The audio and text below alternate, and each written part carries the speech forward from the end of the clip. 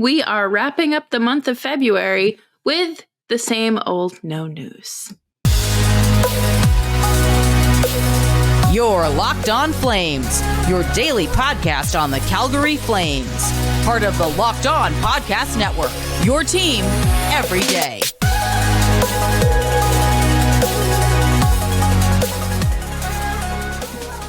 Hello, everyone, and welcome to today's episode of Locked On Flames. As always, I am your host, Jess Belmosto, and thank you so much for joining me here today. And we are joined by my partner in crime, Nick Zeraris. Nick, how you doing? It's Wednesday, halfway there. Yes, and we are 9 days out from the trade deadline as well. Today's episode is brought to you by Gametime. Download the Gametime app, create an account, and use code LOCKEDON for $20 off of your first purchase. We are going to continue to talk about the Flames as they proceed through the home stretch of this season, as well as kind of check in on how the individuals are doing on the team, as well as team stats. And because we are so rapidly approaching the trade deadline, we are going to see what everyone else is doing and kind of, see what else is the streets are saying. But make sure you're subscribed to Locked On Flames wherever you get your podcasts, and of course on YouTube as well. We are here for you Monday through Friday, 5 days a week, your team every day. Last night's game against the Kings was fun. They were energized. They were hungry. Like we talk about a lot, the way the Flames play, they're never going to get cheated.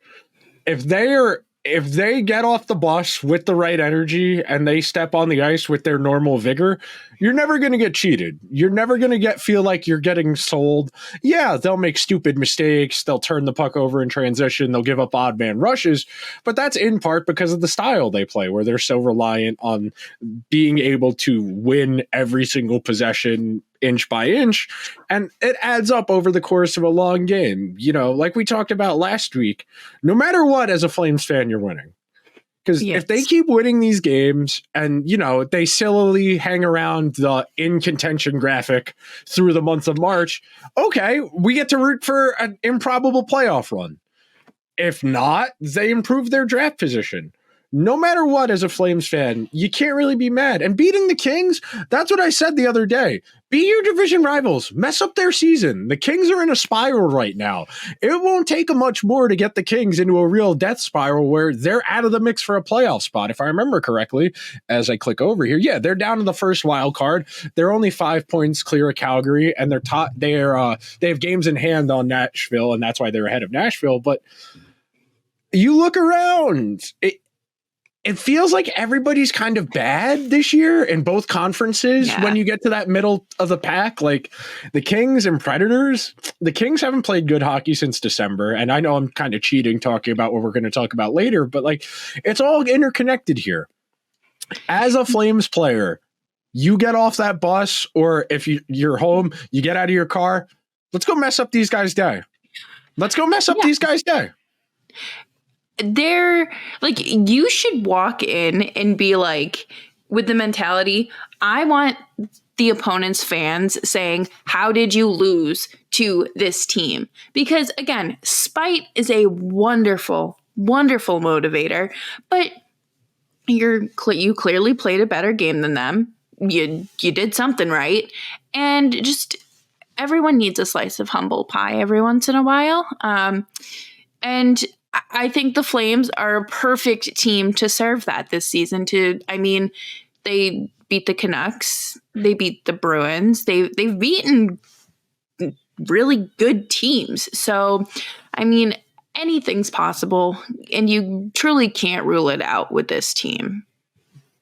No, and I wrote it down. I did it. They're 17, 14, and 2 against teams that are currently in playoff spots, which that's not great, but the Flames aren't a great team. So to be over 500 points percentage wise against playoff teams, and as you mentioned, wins against the Bruins in there, against the Canucks, they're 2-0 against the Jets this year. That's something to feel decent about. The Wings against the Kings, that's something decent to feel about. You know, when you are this type of team, and as a fan, it's not going to be very satisfying for me to say, hey, you got to look at the moral victories, that type of thing. But when you're not a team that's going to be in contention to win a Stanley Cup, you know, it's about the little things sometimes. It's okay, if I can't be happy, neither can the Kings fans. If I can't be happy, neither can the Oilers fans. The Flames should be leaning into this hater energy off the charts the rest of the way. Our goal as a team, ruin everyone else's season. It doesn't matter what we do. It's about ruining these people's day.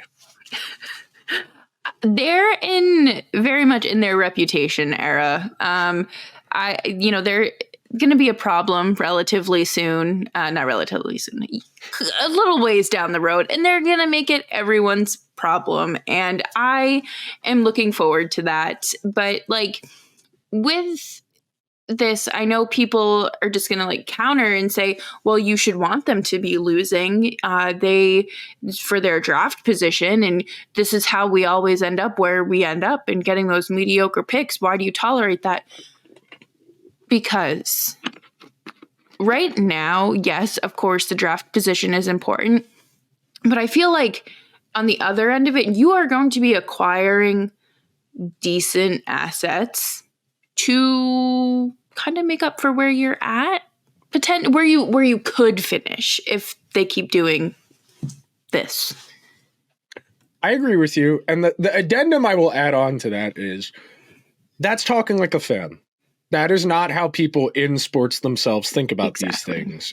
For the people that are on these teams, the general managers and the coaches running these teams, this is on their resume. They don't get to, when they go, you know, if things don't work out and Conroy and Huska have to go to, you know, back to the unemployment line and look for other jobs, they have to be able to justify, hey, we were doing this in Calgary because X, Y, and Z. Saying, yeah, we were tanking, that doesn't work in sports. And I understand the logic disparity in this, because we all know how this works.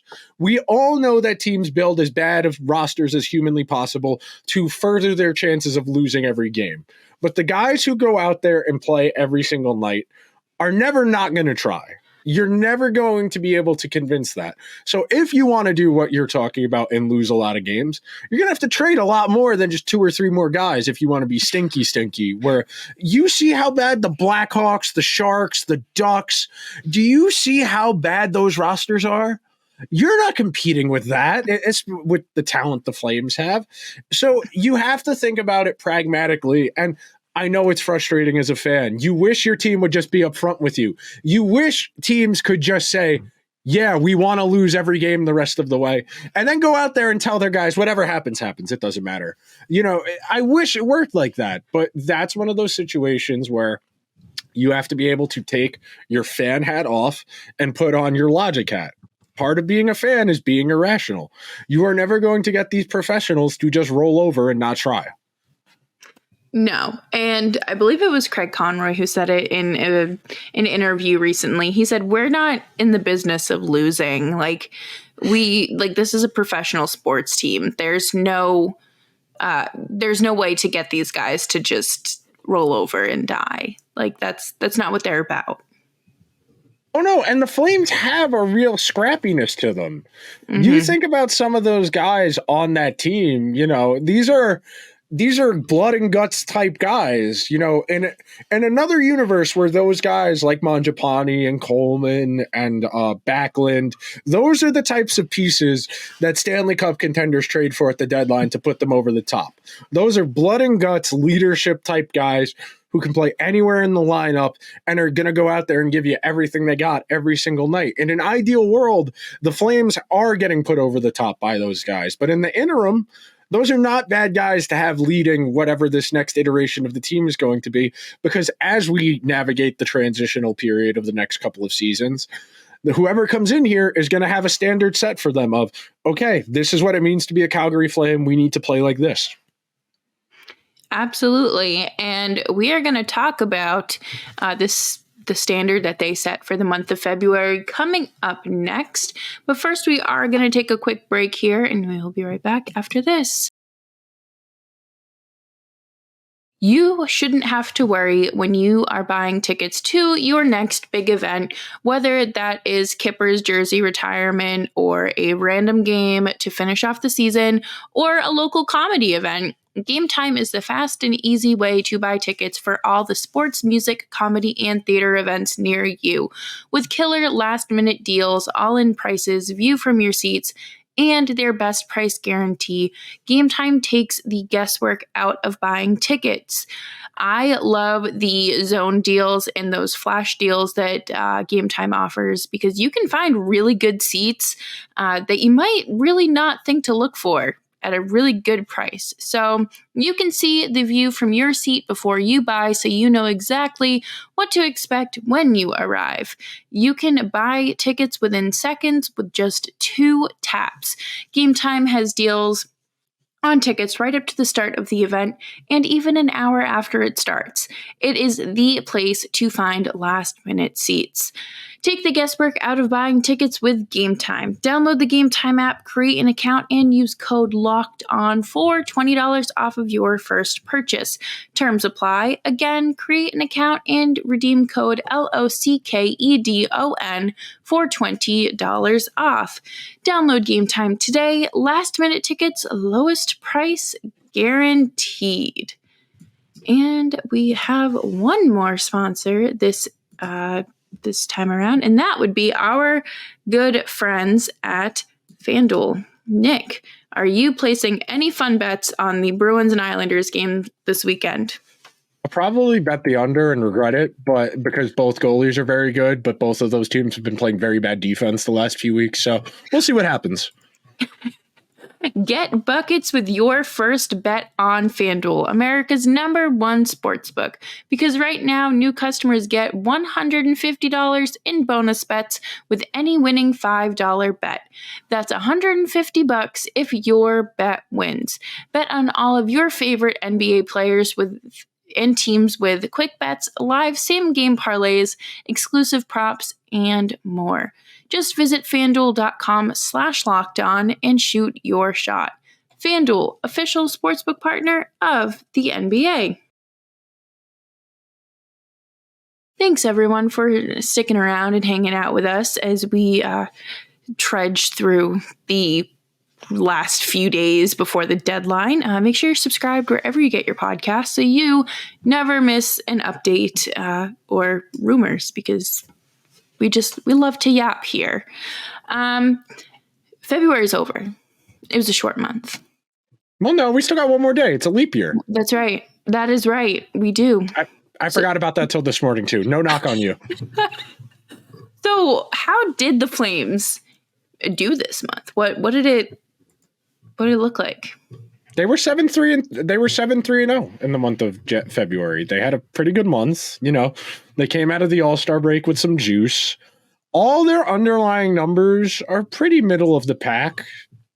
7th in chances for, 12th in chances against, 9th in goals for, 11th in goals against, 15th in expected goals for, 13th in expected goals against, 20th in high danger chances for, 15th in high danger chances against, 11th in shooting percentage, 12th in save percentage, and then they were 17% on the power play and 76% on the kill. Very average hockey team. The only thing on this team that's not average is the goaltending. No. Jacob Markstrom has been absolutely stellar this season. And I mean, I guess this month you kind of have to give that start against the Oilers, the win against the Oilers, to Dan Vladar, because, you know, he played really great hockey, and it was like Jacob Markstrom just kind of took over, like a Freaky Friday situation, just went right into his body. But the power play saw significant improvement. I believe they were like 12% coming out of the All-Star break. They were about 12%. Yeah. So, you know, 12 to 17 is still not good. 17 is still very very bad. Hang on, I'll pull up the league average while we're talking here, but we're not talking about anything stellar here. Power play percentage. The average power play is about 20%, if my brain is remembering correctly, but 20, yeah, it's about 21% this season. It's 20.68 is league average power play for the 2023-2024 season so far. So 17% is still not good.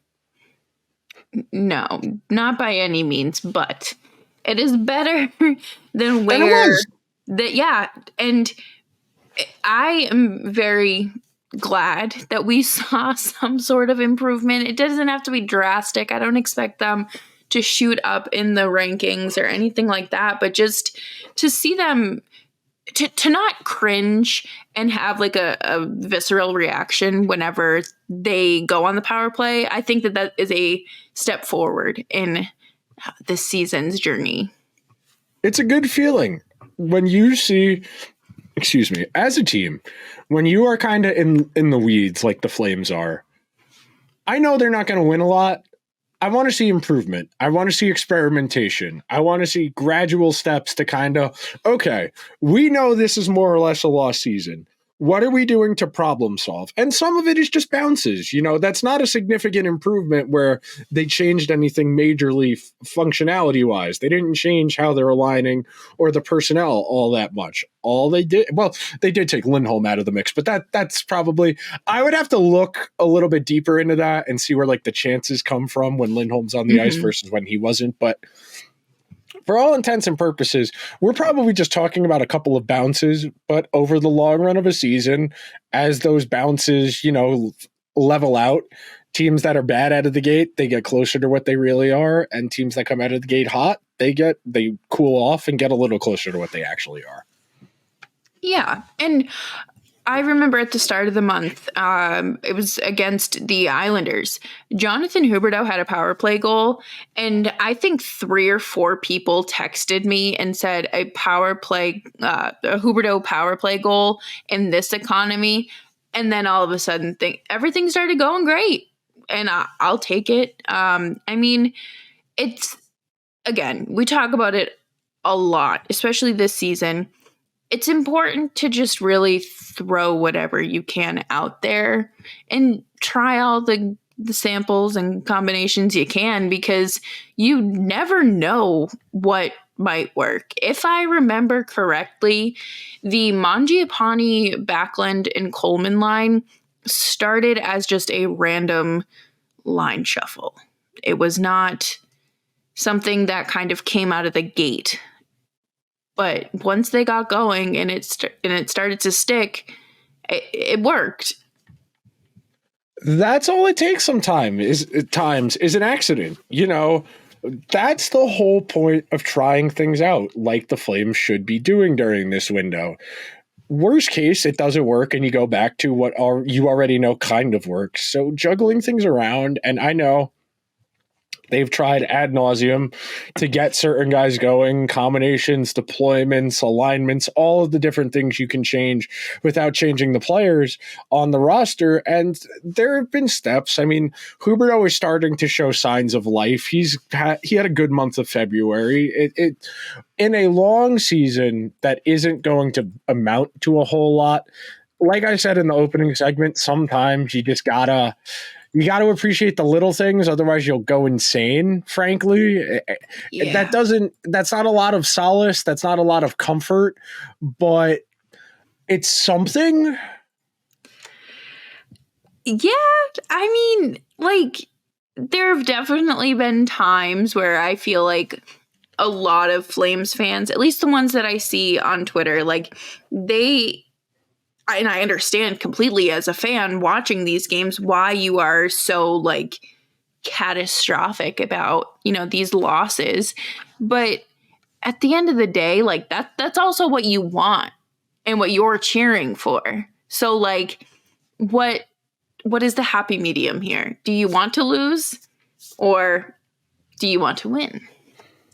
And I looked it up while you were talking. Huberdeau, 11 points in 10 games in February. So good, solid production.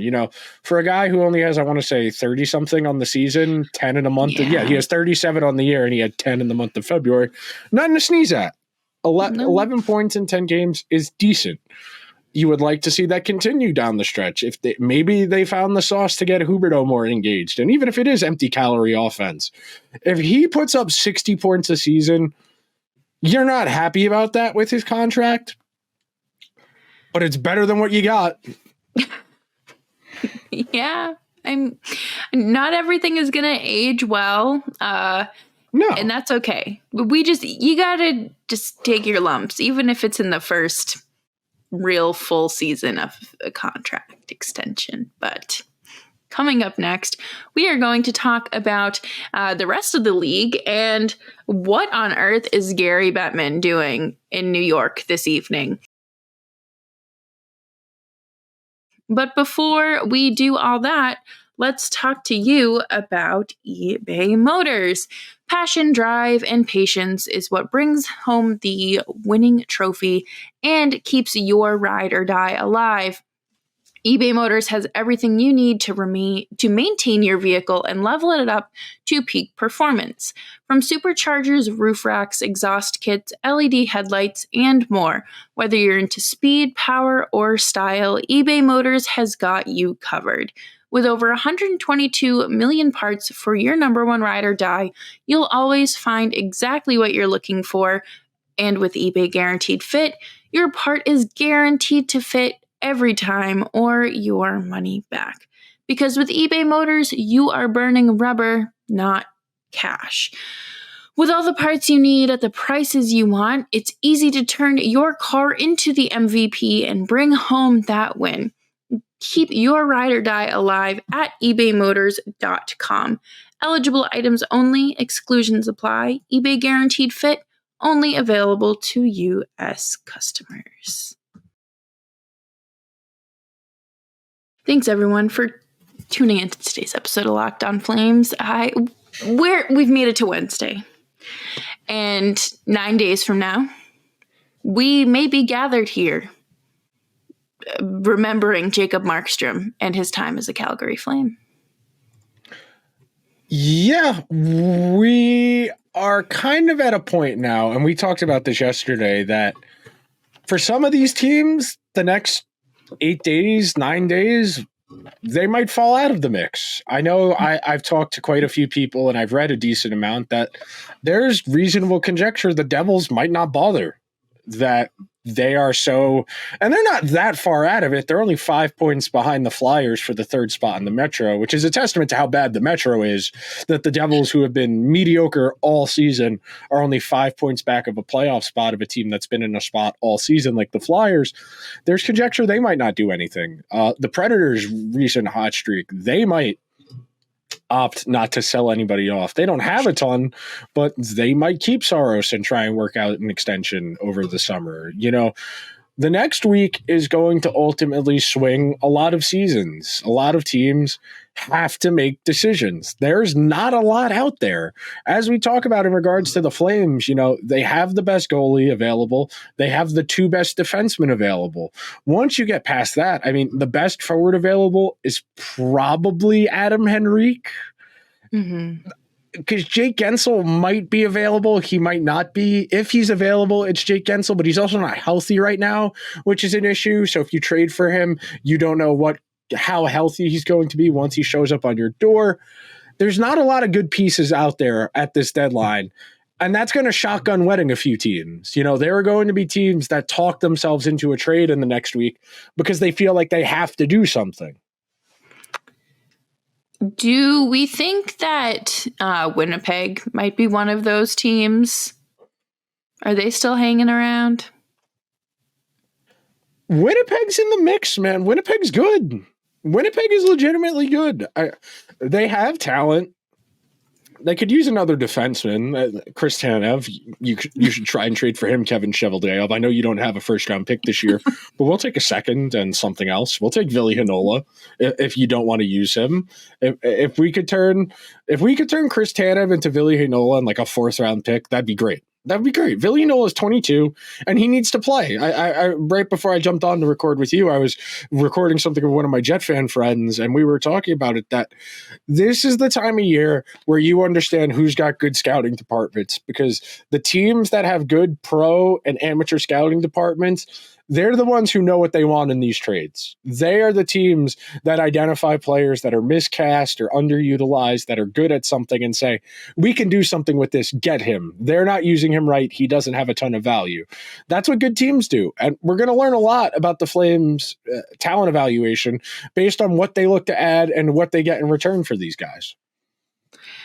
Yeah, absolutely. And I feel like it takes I can fix him to a whole new level with these scouts. And that's wonderful, because I think a lot of players, like you said, they do go underutilized or misused, and we see them get that change of scenery and see more ice time, and they blossom into what they were projected to be or more. And it's nice to see. Anything this time of year, and I say this a lot about the draft, I say this about free agency, the deadline is one of the purest understandings you will get of what a GM thinks about their team. This is one of the few genuine looks we get into understanding what these people think, because they play their cards so close to the vest. At least the good ones do. The bad ones, They leak, and what they want to do gets out there. But this is one of the few opportunities you get to understand what a team thinks about their roster and the players on it. So pay attention. You're going to learn a lot over the next week and a half about who genuinely thinks their team is good and who doesn't. Because, if a team like the Devils goes out and trades for Noah Hannafin, okay, they think they can turn their season around. If they go and trade for, a seventh defenseman just because they need a body, that probably tells you they don't think they can turn the season around. If a team like the Jets adds, a top 4D like Chris Tanev, okay, they think they're better. They think they have another level they can get to. Same thing with Dallas, same thing with Florida. Watch, and it's not always the big name. And that's something I know a lot of people lose sight of at the deadline, is they want the most brand recognition. The Rangers did this last year with Kane and Tarasenko.